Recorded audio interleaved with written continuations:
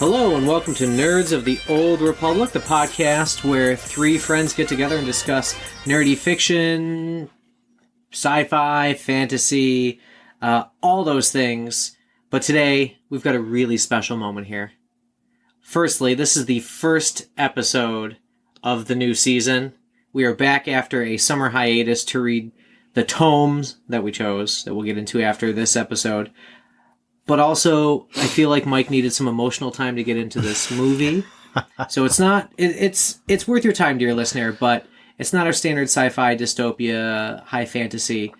Because we are talking about the 1985 banger, The Goonies, which was something we learned Mike had not watched. Nope, I had not. And I think if this cast does nothing else, it forces Mike to watch things that he has intentionally avoided for all of his adult life. Well, and we're just breaking the seal on these Ghostbusters things. was not intentional. That was incidental. But Goonies was very intentional. Very. Yes, and I can't tell you You're my what... Yeah. I can't tell you what it says to me about our friendship that you would intentionally give up a life's worth. A multi-decade band. 40 plus years. Yeah, yeah. Well, while we're talking about it, I might as well then just go in and explain all that so that the listeners don't tune me out for the rest of the episode too early. Yeah, good point. Don't cancel Mike. It started out as an incidental thing. And by the time I was into my teenage years, I started realizing that I would get quite a reaction. Most people, when you tell them you haven't seen a movie, it's just like, oh, it's a good movie. You should check it out. The Goonies, though, was this other thing. Mm-hmm. And when you tell people you haven't seen The Goonies, they would get purple in their face and like smoke would come out of their ears. And they would start doing this thing where they struggled to find language to express all the thoughts they were having. And because I guess I'm just the way that I am, I enjoyed that very much. It became a badge of honor to get that reaction from people. And at some point in my life, I decided I would never watch The Goonies because I didn't want to lose that. So I made it 40-some years, and here we are. It's been watched. Wow. We should also mention that Mike is a good father, and he watched it for his kids. Yeah, it was going to be watched regardless. No question. So everybody wins then. They had seen it and liked it and wanted me to watch it with them, so it was only a matter of time. That's what melted his heart of ice. Oh, yeah. Children's please. There you go. Well, I don't do this very often, but prior to even having the cocktail that we have with our fiction, I'm going to give Mike a bell. Wow. All right. Father of the episode. 1-0. I'm up. Right. Yeah. If you've never tuned in before, you can keep track with Mike of his score and Sean's score and my score. They mean nothing, though. It's just, honestly, sometimes I just sit at home and I just ring the bell for myself. But You too? yeah, actually. Wow. I did notice our bells were a little more worn down. It was a long summer. Needed some reassurance. It does a lot for the soul. It does. That bell's got me through some hard times. Speaking of bells, hit that subscribe. There you go. Whoa, look at you back in the saddle already. I love it. Yes. So, we're talking Goonies, and if you clicked on us because you're like, Goonies? I'm down for Goonie content. Absolutely stay for this one, but check out our back content. This is the first episode of this season, but we have covered things like The Three-Body Problem by Shixin Liu, which I did practice saying again. Well done. Before. Thank you. Very good. You know what? Uh-oh. No, we can't be too free with the bells. It's all y'all. knotted up. Yeah. It's going to be a barn burner. It's all offense this season. That's true. Just like the Bills, all offense. That's right. You can't see it, but I'm pouring one out for Matt Milano right now. Oh. Sorry about your bicep, buddy. But before we do get into more of the content, let's talk about this fantastic cocktail that Sean has made. I don't want it to get out of the temp spec here, temp range that we wanted to keep in. So, Sean, what did you make for us? Well, we first of all, we reversed roles a bit this time. And instead of me doing the beer thing, I ceded that happily to Adam. And I decided I would make a cocktail based on this exemplary 80s film. And, there's a lot of opportunity, I think, throughout the film to come up with something. You could have done like a Three Musketeers. Wasn't that it? Was it Baby Ruth? I'm sorry, Baby Ruth. You could have done a Baby Ruth cocktail. You could have done, like some kind of milkshake or something as Chunk slams it against the glass. There's lots of opportunities, but there's one that stands out. You all know it. We're going to say it together. You ready for this one? In your best Sloth voice. Ready? 3, 2, 1. Rocky Road. So we got a Rocky Road style cocktail. It's extraordinarily like something my wife would order at TGI Fridays. So it's your $7.99 happy hour special. Yeah, it's one of those things cool. where you'll drink it and you'll be like, oh, that was like what my mom used to give me when I got home from school. But it's essentially a Rocky Road flavored cocktail. We've got it's supposed to be marshmallow vodka, which is hard to come by in my neck of the woods. So it's whipped cream this time, guys. I'm sorry for that letdown, but it's close. And there's chocolate milk and some chocolate sauce and some amaretto in there, and it's supposed to all sort of like brew together and make a Rocky Road flavored drink. So it smells delightful. First of the season. Cheers, gents. All right, cheers.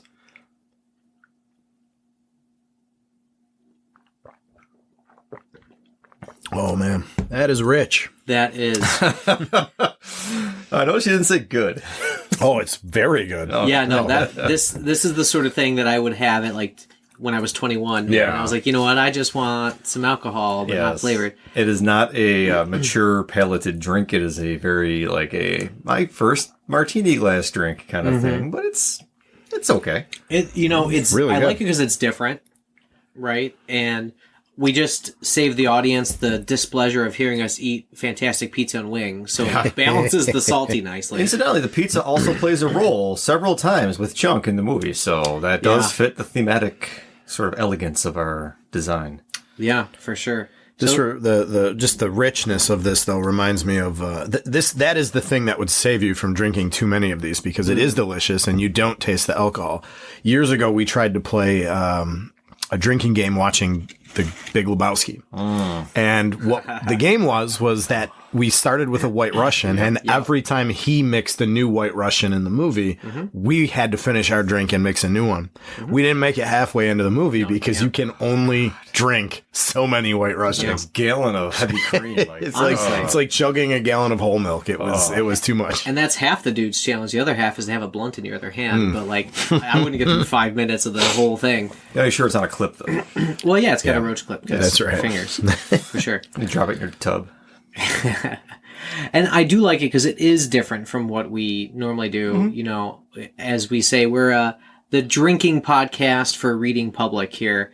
And usually it's like we buy a bottle that we think is pretty and fancy and we don't often have, and then we have the bottle forever and we don't like the taste of licorice. So like absinthe's going to swing back around again this season. That was in still have it. maybe 2 or 3 casts in a row, as I recall. And I was telling Sean, the bottle is still upstairs in my liquor cabinet. All right. I've not gone back to it. You got to get a sugar cube. We're going to do it right. That's fun. Well, okay. All right. The other thing I was at it was in the Finger Lakes. I think it was at Cuca. And we were out for breakfast, and I had a Hemingway coffee, which I'm like, okay, you're going to throw rum in my coffee, like, because, you know, he's kind of famous for the Papa Double's or whatever. Yeah. They put absinthe in the coffee.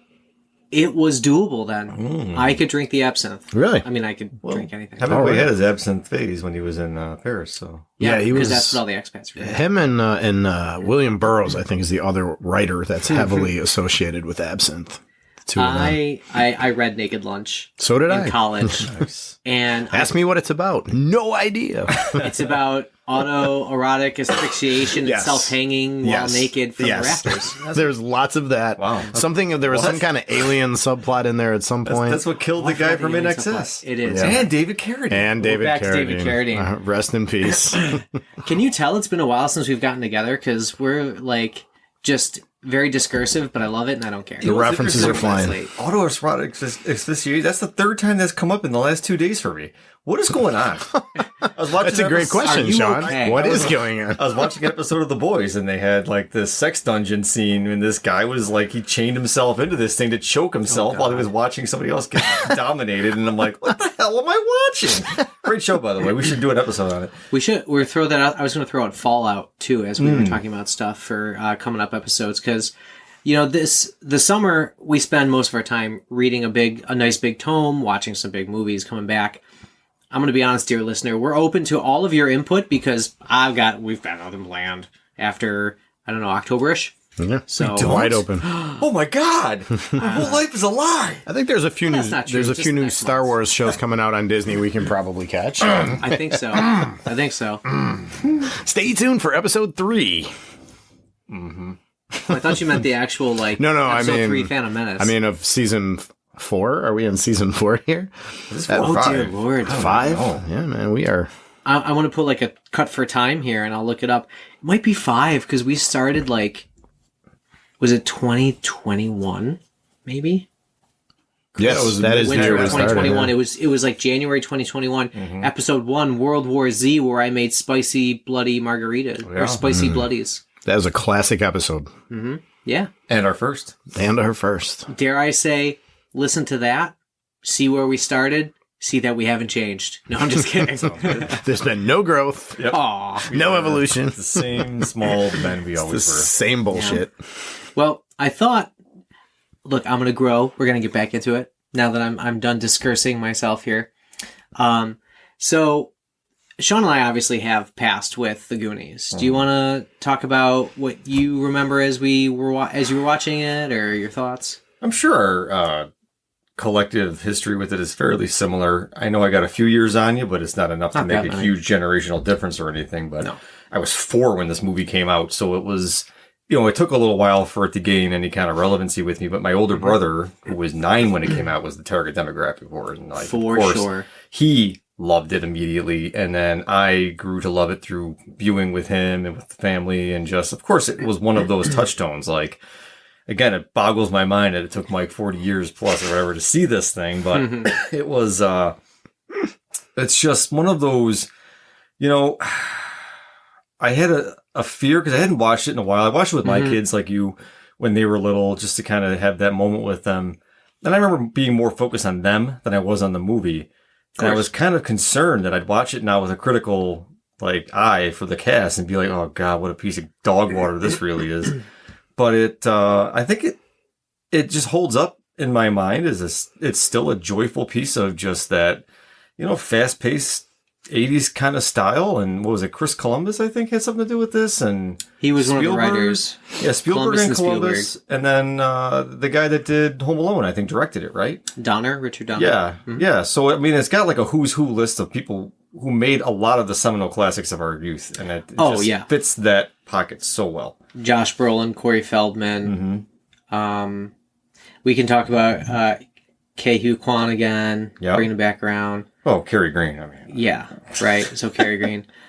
This was one of those movies that I didn't see until it was like made for TV, cut for time, all that stuff, because my family didn't have like HBO or cable until I was in middle school, high school sort of thing. And then it was like for a little bit, just enough for me to like record copies of Star Wars movies while they were on HBO, and then we dropped it because, you get that like 3-month special. Right. And then back before they would like auto enroll you, we would be dropped right away. So I only remember like the made for TV stuff, and I remember it being on enough that I totally knew what was happening. It was kind of like sound background. Yeah. For a while, now that's like NCIS in my house, that like naval criminal investigation show where like there's dead bodies and stuff. That's always on in my background. So I don't know what that says about me now, but I watched it and I started taking notes, and I was displeased because I was taking notes, so I stopped right away. Because that, like you were saying, like the whole being afraid you were going to watch it with a critical eye. Yeah. I started with that.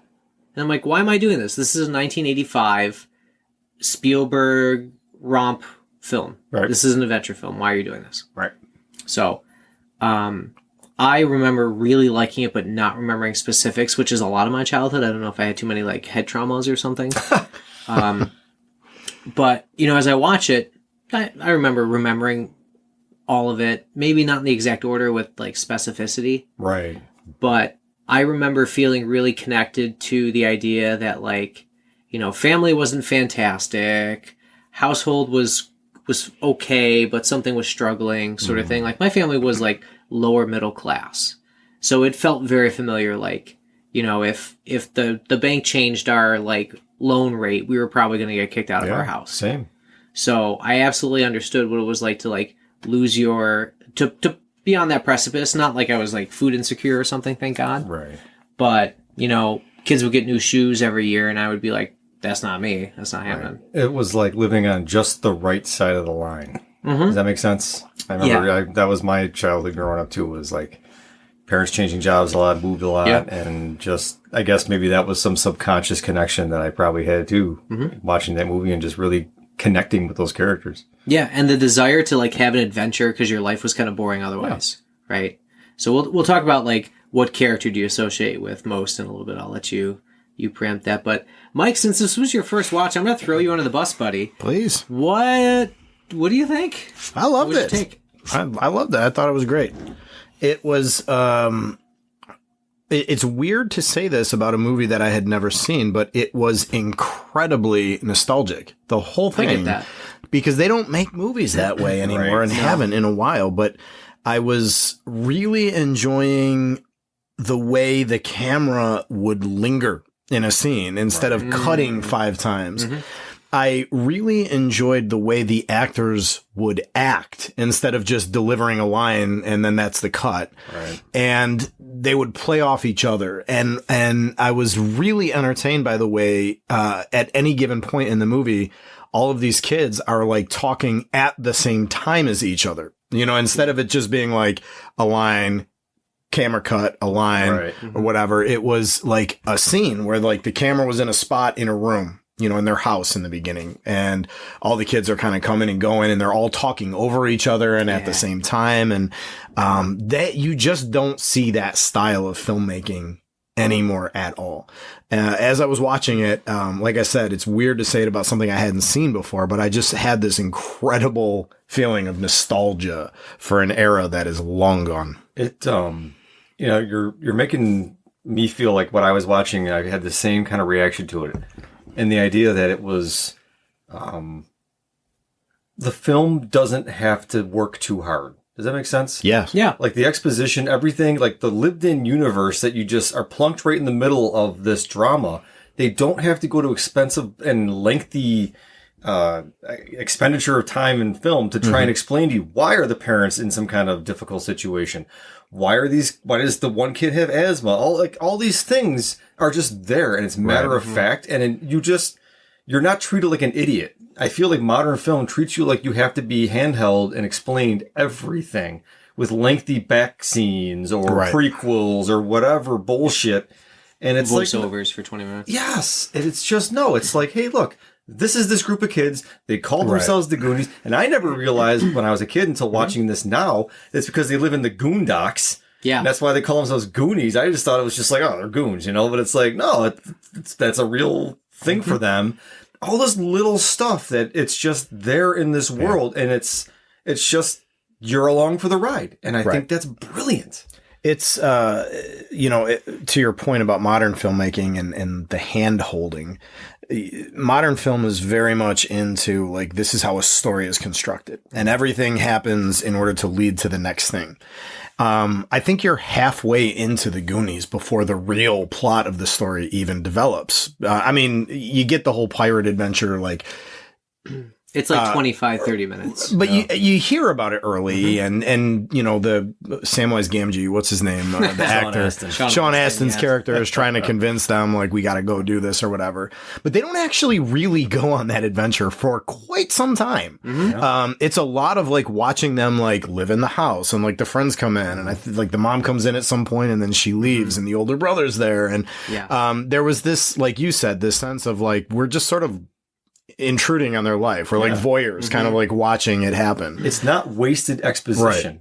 Everything that happens, and this happens in a lot of those movies of that era, it's purposeful, but it doesn't feel purposeful. Like we learn Mikey's background. We learn his older brother's background, Brand, I think they call him Brand. Yeah. We learn Data and Mouth and Chunk, and they all just sort of inhabit the zone, and you get everything you need to know about them through their natural interaction. It's not like I had to have this, like, now we're going to follow Lawrence. They call him Chunk. I wonder why, you know, and they have to explain everything. Fuck that shit. I mean, it was one of the last times that I can remember this really being done this way would be The Sandlot, which was what, like 93 or 94. And, you know, you watch that movie to this day and it's like, you know, there's no through line. You know, there is. It's like Small's journey into becoming accepted and growing up. It's a Bildungsroman, obviously, but like it's very episodic, and it's very much just about the interactions of these kids.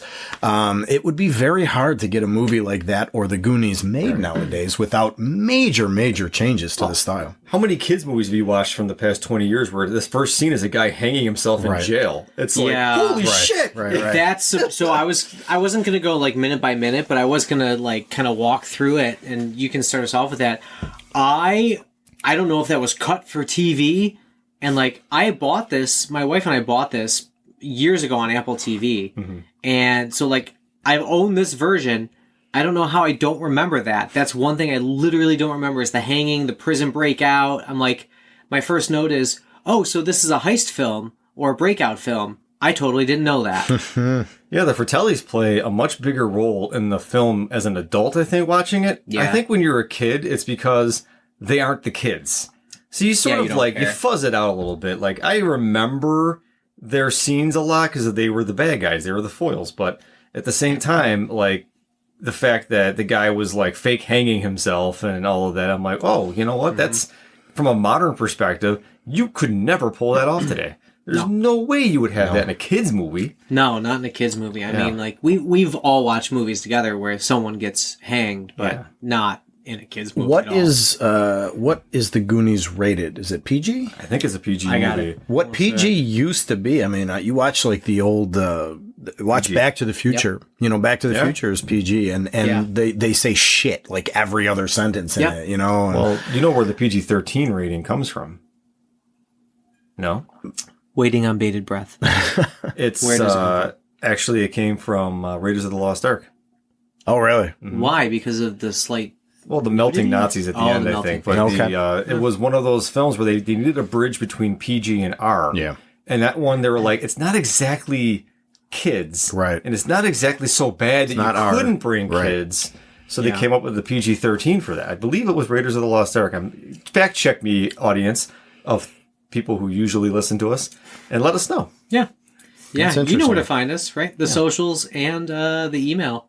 If I say it again, we're going to get more spam. So I'm not going to say the email again. Sorry. You can find it. But that, I mean, to extend the point, I feel like even a lot of modern PG-13 only somewhat resembles what used to be PG. I mean, you used to be able to get away with a lot more in a PG movie. Right. That now PG is basically just like, you know, anyone can watch it. Your 6-year-old can watch it. You know, there's no more G really anymore. No, G doesn't exist.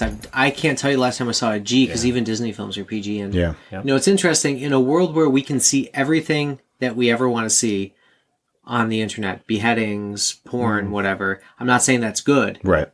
But the movie industry then has become more tightly regulated, which is really weird because then you have movies like Saw and The Purge and shit like that, stuff like that. I'm not saying it's bad movies, but like, you know. They do have a hard time getting a lot of rated R movies made nowadays, to your point. Think about all the great rated R comedies from back in the day. You never see a rated R comedy almost ever anymore. Yeah. It's the rare ones that come up occasionally. I think didn't Jennifer Lawrence just do one or something? Yeah. She did. I saw it. It was worth it only because of a beach scene. Sorry. I'll save your time, audience. Okay. I mean, watch it for the beach scene. Or just Google the beach scene. Yeah, I'll just Google that. But, you know, in listening to actors or directors or screenwriters talk in interviews, it seems like that's the thing they struggle against all the time is trying to avoid an R rating because it doesn't sell anymore. Well, there's like a quota for like how many times you can say fuck before it's like now it's an R. Yeah, that's famous, isn't it? It's like 17. There was a great bit about that in like 3, I think. I think it was Bad Boys 2. Will Smith and Martin Lawrence. There's a great bit about that. He goes, he says something like, yeah, you know what? You're only allowed to say the F word once in a PG-13 movie. If you say it any more than that, it's a rated R movie. You know what I say to that? Fuck that. Will Smith says that. And of course, it's a meta joke because it is a PG-13 movie, and that is the one fuck. Yeah. That was actually like a X-Men movie from a few years ago where I think Wolverine actually says it when really? Yeah, it was like the First Class or Professor X and Magneto approach him to join their team and he's like fuck off and it's like whoa, Yeah. holy shit, he said what he says in the comics. Yep. No shit. And like now it's an ancillary Disney property, so it's like, Well, they got Deadpool's owned by Disney now, so I mean, Deadpool that's a broke whole all the bounds. That's another cast. Yeah, so we start off with that prison breakout scene, and we quickly just transition into 80s home, which felt very familiar to me. What's great about that prison break, too, and I'm sorry to belabor this point, but... please do. The Ring of Fire. Well, that was brilliant. And just the chase itself introduces us to everybody. Yeah. Everything about the town and what's going on and the people who are important in the story, they're there along the chase route. And then that's what coalesces together with the group. And then we learn about the financial history and all that stuff. And then they go to the attic. And it's just... it all starts with that little nucleus. And I think, again, it's just tight storytelling. There's no wasted bullshit in this movie. Really, it's actually a very well constructed piece of film. Yeah, I mean, it's a tight hour 54. Yeah. Which... It doesn't feel like it's a 2-hour movie at all. That's what I was going to say. Because it's almost all action. Yeah. After the heist scene, you get the house life, which... I don't know, that's probably 10 minutes or so. Yeah, Cyndi Lauper video in there. Cyndi Lauper video. Brand working out with the spring thing that everybody had in the 1980s that I'm pretty sure I lost a fingernail to at one point in my life. So that felt familiar. Do you think this would play the same if you were not a early millennial? Because I watched that and all the 1985 coding is there and I get it. I know that world. My kids enjoyed it when they were younger. My son, who's 12, going on 13 now, didn't really want to watch it again. He popped in for a few minutes and he was like, this movie's cheesy. So I think once you get past a certain age now, it becomes almost too cutesy. Yeah. For a modern audience, because they're used to a little bit more, I go say sophistication, I guess, even though I don't think it's an unsophisticated movie.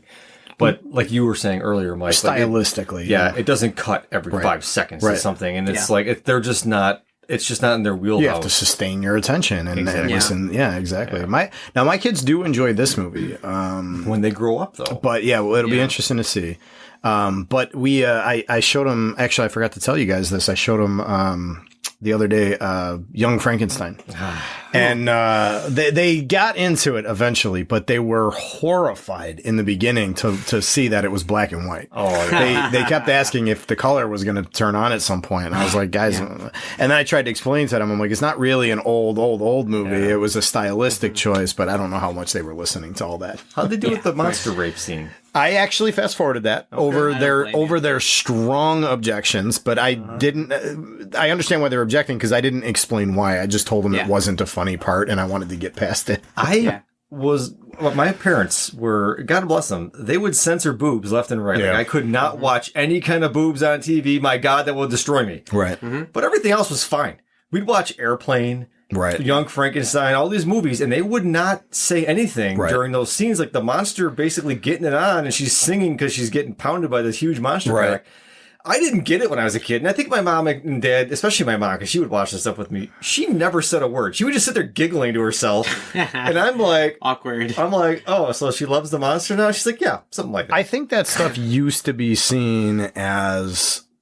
more like, the guy's got to be persistent or something, I think it's only been fairly recently where people have actually paused to think about how that's a major problem in society and that's completely wrong behavior. And I agree. Because now, I remember watching that movie when I was younger too, and that scene didn't even it didn't show up at all as a problematic, but I watch it now and I'm like, yeah, that's really creepy. Quick sidebar. I hate to do this. I'm sorry. But when I taught film years ago, it's got to be going on 10 years ago, I did genres as my major thing. And my comedy, Young Frankenstein, came up as the #1 comedy of all time. So I'm like, guys, we're going to watch this because I watched this when I was a kid. I think it's hilarious. It's got a lot of great humor in it. Let's watch it. We'll dissect a little bit. And they got to the rapey thing, and I never really thought two things about it. And then this girl's looking at me, she goes, God, that was really rapey. Right. And I'm like, yeah, you know what? Right. I never really thought of it that way. And it's like I watched it with my teen and preteen a few months ago, ironically enough. We were watching it for the first time because they wanted to get more Mel Brooks. We had watched Robin Hood and they loved Men in Tights. They're like, oh, this is hilarious. Yeah. Oh, well, let's watch this, kids. I have the DVD. Right. So we watched it and it got to the part where they're describing the monster's anatomy. And it's hilarious because my son is like me when I was a kid. She's talking about you'd have an enormous Schwanzstücke. He's not saying a word. He's just over there like whatever, like nothing happened. And my daughter's over there going trying not to let me see her cracking up. And then when it goes to Igor and he's like, or he goes like, it's going to be very popular. Yeah. And like I start losing it, and my daughter can't hold it anymore. She's losing it and crying. And my son's like, what? Right. So we had to pause it and explain it. And he goes, oh.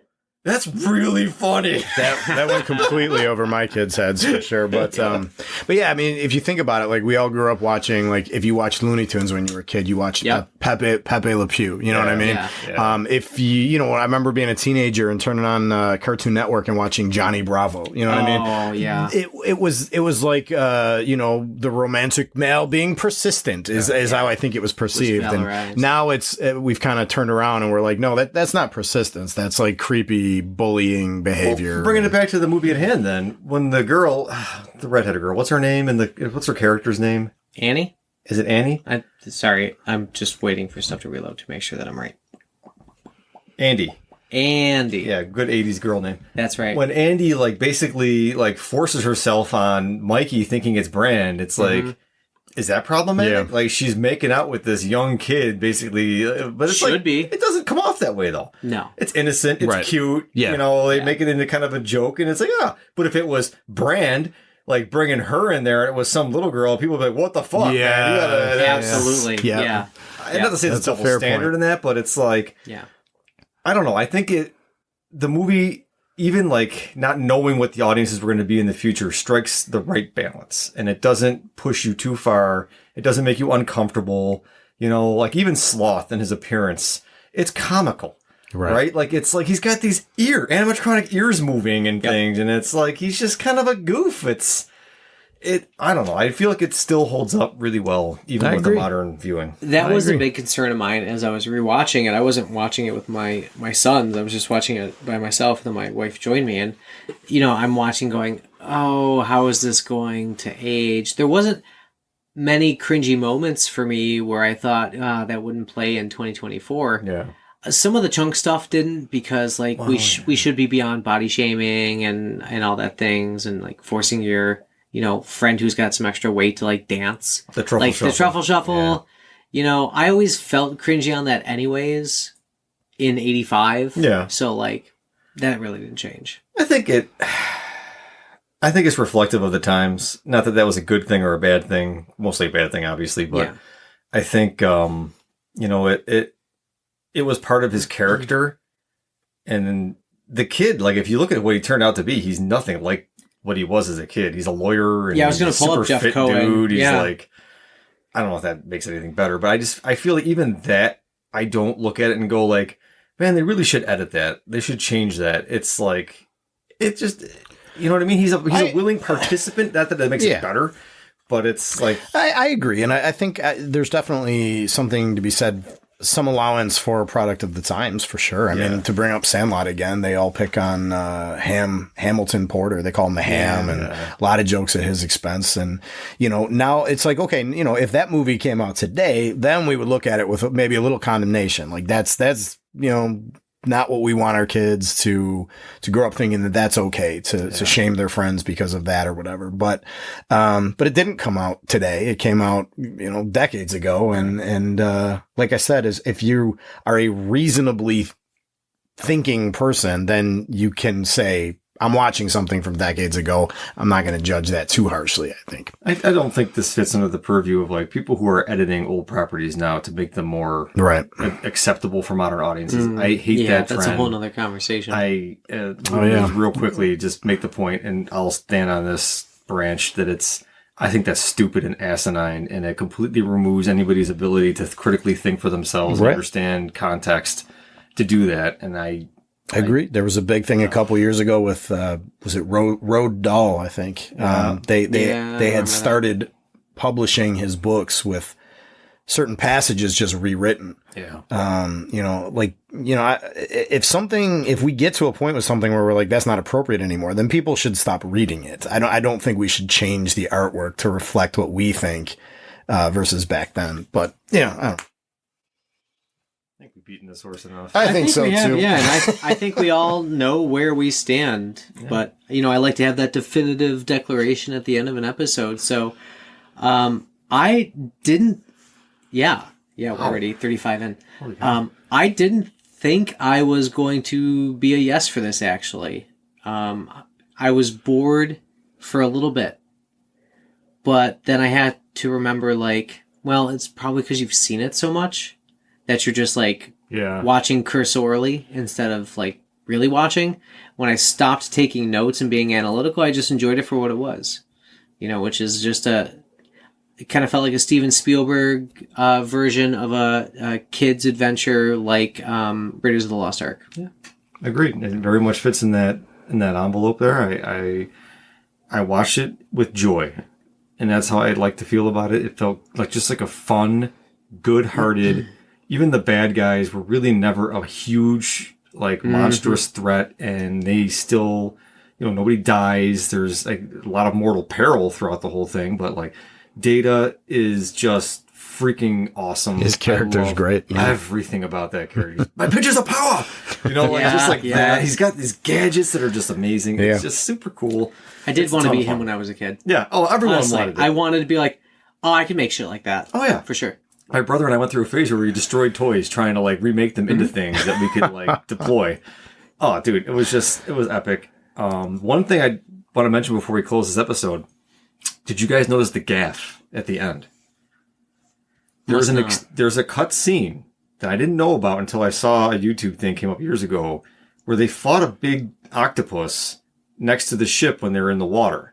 So there's this big, like, and it's so cheesy looking. If you watch like the raw cut of the film, it's so dumb. It's like, thank goodness they got rid of it. But it was like a pretty long scene where they're fighting this octopus in the lagoon there.